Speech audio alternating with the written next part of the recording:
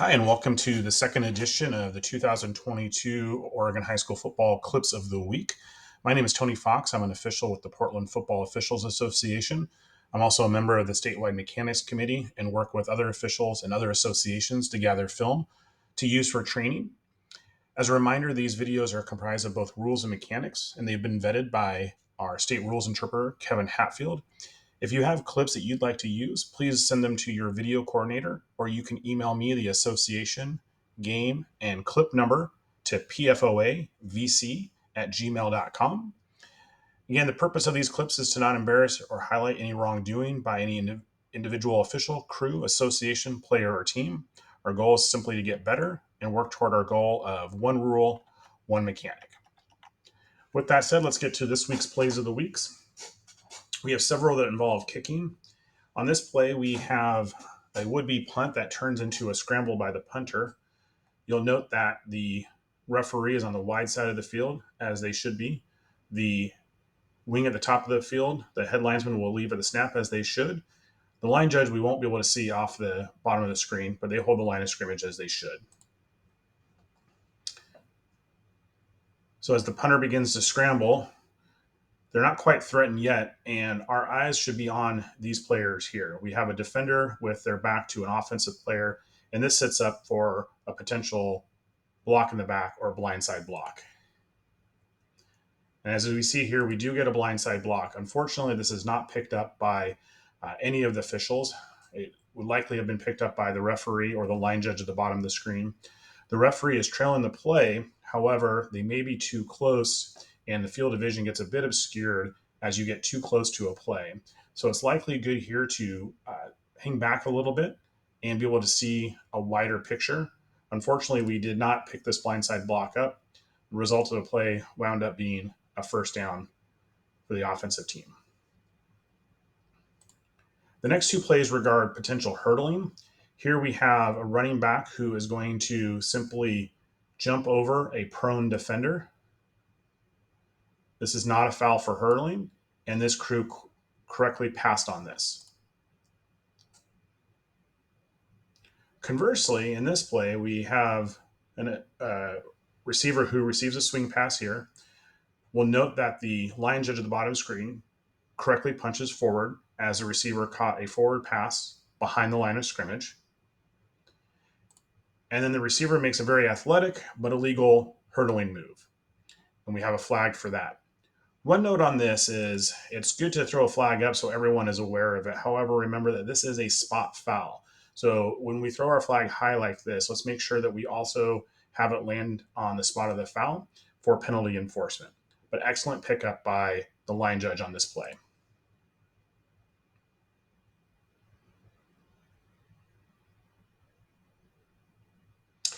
Now, this is a punt play that's pretty well officiated by this crew. One note here is the referee is 22 yards deep, and that's too deep for a punt play. We'd like to see that referee move up 5 to 7 yards here and be closer to the punter. By the time the punter kicks the ball, they will move forward a couple of steps, so you'll still have a good angle to observe any potential action on the kicker.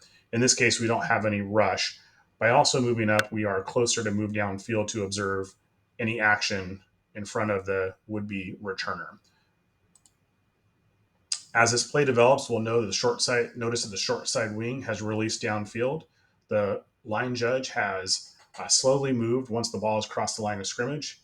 And then we have the back judge in excellent position on the goal line for a potential touchback.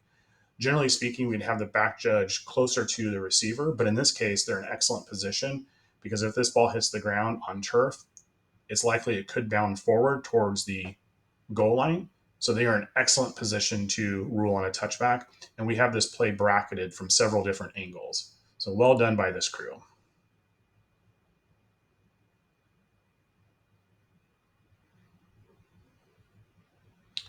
One thing that we saw a lot of on film this last week were some double passes from teams.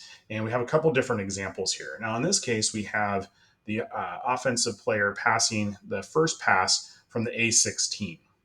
It's hard to see because we don't have the best angle, but it appears that they are snapping from the A16.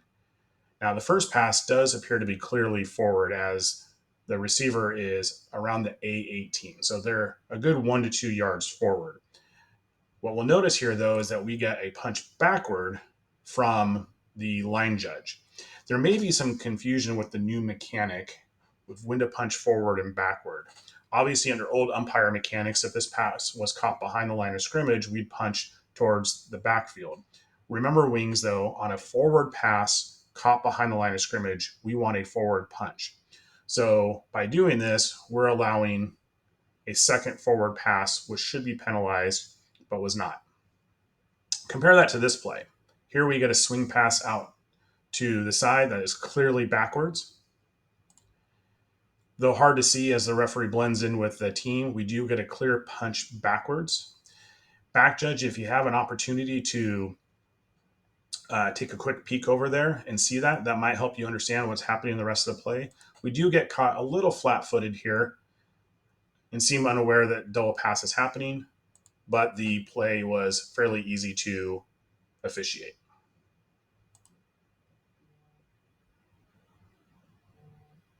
Now, this is a little nitpicky, but just to kind of show you this again regarding punches, we have a player coming in motion towards the near side. That is the responsibility of the H, but we do get a forward shovel pass. So we would like to see a punch by the wing at the bottom of the screen as they have a clearer view. So while the H in this case has the motion, the line judge, where the motion is coming towards, would be responsible for punching on this play. Obviously, if this was incomplete, we'd simply want to rule this an incomplete pass.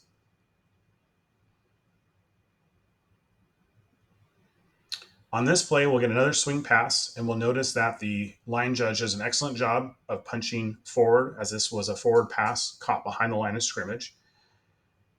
At this point, the referee should transition off of the receiver and runner and look for backside blocks, and we're going to miss a clear takedown hold around the 43-yard line. The wing should be looking forward towards the action in front of the runner, and we're going to miss a hold on the receiver here. Now, wings, you also want to make sure that you're trailing the play. We want a wide angle to be able to view blocks and any action on the runner. We also want to have self-preservation and not get injured. We'll notice here that there is the potential for what appears to be a horse collar tackle, but the official is straight line and is right next to the action and is almost taken out. So better to trail that play and be able to see that from a wide angle. Now, this is an interesting play. Some people might call this a bunch kick or a scrum kick, whatever you want to call it. Our state rules interpreter and on past OSAA guidance would like to have this play shut down. We're not able to determine whether there are 4 players on either side of the kicker. And this is also a very dangerous play for the return team, as their eyes would be on the ball and there's potential for some significant hits to take place. So if we see this, we would like to shut this down and penalize this as a free kick infraction and basically tell the coach that we're unable to determine if there are 4 players on either side of the kicker.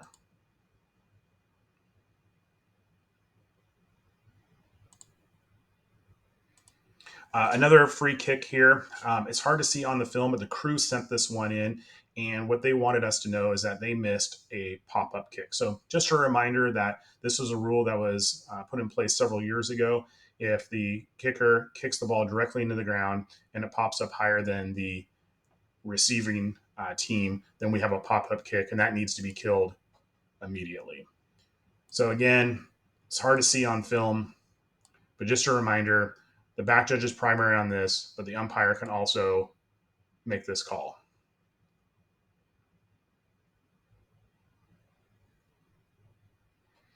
So this was a controversial play of the week, if you will, that really wasn't. But it's always a good reminder on kicks that a kick is a kick until it's no longer a kick. And here we're at the end of the second quarter. The team on offense is going to punt the ball away. It's not the best film, but it does show us at the end why good positioning and awareness of rules is extremely important. You'll notice here that the ball was muffed and has crossed the goal line. And we get a clear, emphatic touchback signal from our back judge. The kicking team was certain that they had scored a touchdown. This is obviously a touchback, but just a great job here by the back judge to be cool, calm, and collected and to rule emphatically on this being a touchback.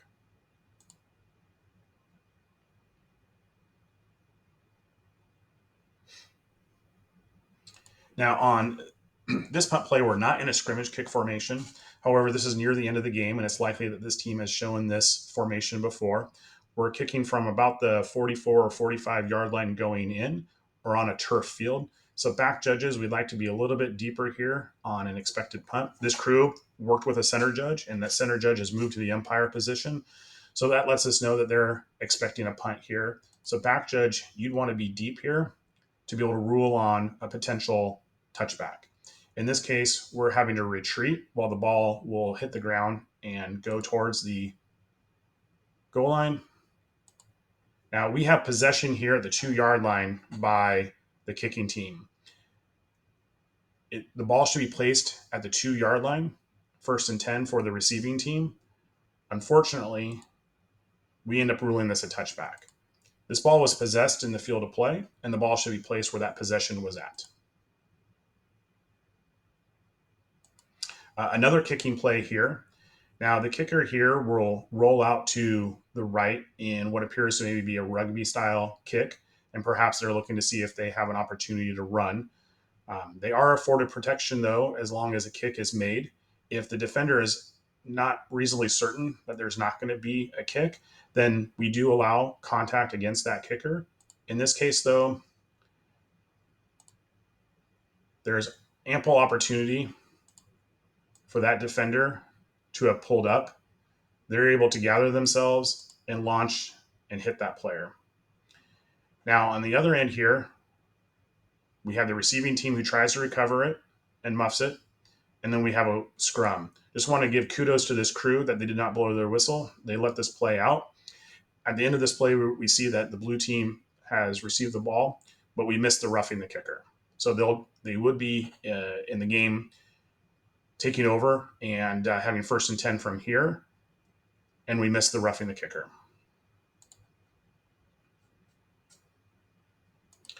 This is a hard play to see on film, but just brings up a rule.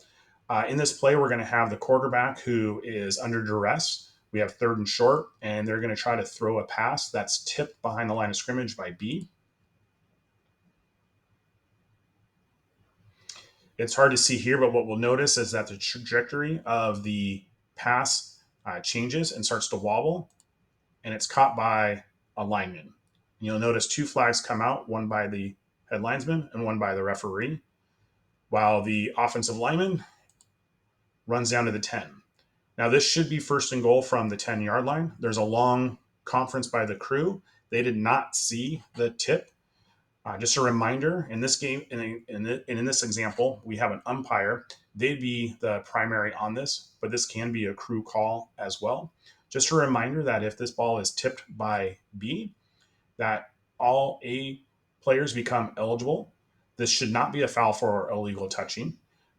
Again, this could be easy to miss, but just a reminder, if you do see a ball tipped by B, all players from A are now eligible. This is an interesting play here at the end of the 2nd quarter of this game. The offense comes out in what appears to be a victory formation. However, they do not take a knee, and they will throw a long touchdown pass. Now, what's important to note here is that at no time did the team come out and say, we're taking a knee to either the officials or to the opponents. Had they done that, had they expressed to the officials they were taking a knee, or to their opponents, or said something like victory formation or we're taking a knee, that would be penalized as an unsportsmanlike, unfair act. However, in this case, they simply lined up in a formation without saying anything, and thus made this a legal play. So that's it for this week's Clips of the Week. Again, if you have any questions regarding any of the rules, interpretations, or mechanics, please reach out to Kevin Hatfield, our state SRI.